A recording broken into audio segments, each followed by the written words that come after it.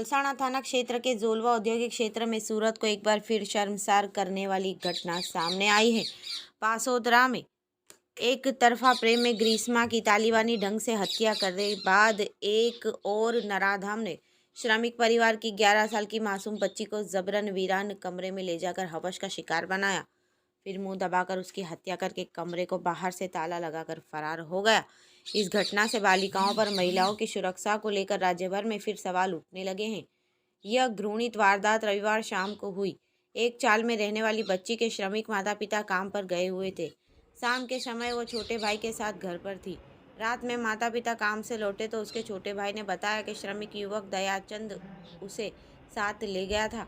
उन्होंने उसकी खोजबीन शुरू की। ढूंढते ढूंढते वे उसे वीरान कमरे तक पहुंचे, जहां आमतौर पर खुला रहता था। उसके बाहर ताला देखकर उन्हें संदेह हुआ। उन्होंने ताला तोड़ा तो कमरे में लहूलुहान हालत में बेसुध पड़ी थी बच्ची को निकाला और कड़ोदरा निकटवर्ती अस्पताल में ले गए, लेकिन वहां डॉक्टरों ने नहीं मिलने पर वे बड़े निजी अस्पताल में ले गए। वहां उपचार शुरू करने से पहले ही डॉक्टरों ने उसे मृत घोषित कर दिया। घटना की खबर मिलने पर रेंज आईजी राजकुमार पंडियन समेत आला अधिकारियों का काफिला मौके पर पहुंचा और छानबीन में जुट गया। बच्ची के परिजनों द्वारा संदेह जताने पर पुलिस ने दयानंद व उसके साथी कालूराम को हिरासत में लिया। पूछताछ में दयाचंद ने बताया कि अपराध कबूल कर लिया है और उससे विस्तृत पूछताछ चल रही है। हृदय विदारक इस घटना के संदर्भ में जानकारी देते हुए रेंज पुलिस महानिरीक्षक राजकुमार पांडियन ने बताया कि रविवार रात 10 बजे अस्पताल में से बच्ची की हत्या की खबर मिलने पर आला अधिकारियों के साथ इस जघन्य अपराध की जांच करने के लिए अलग अलग टीमें बनाकर जांच शुरू की गई थी। बच्ची के माता पिता ने प्राथमिक पूछताछ में दयाचंद पर आशंका व्यक्त की थी। 6:30 बजे मिले से घर पर लौटने पर उनका 7 वर्षीय पुत्र घर पर टीवी देख रहा था, लेकिन 11 वर्षीय बच्ची घर पर नहीं थी।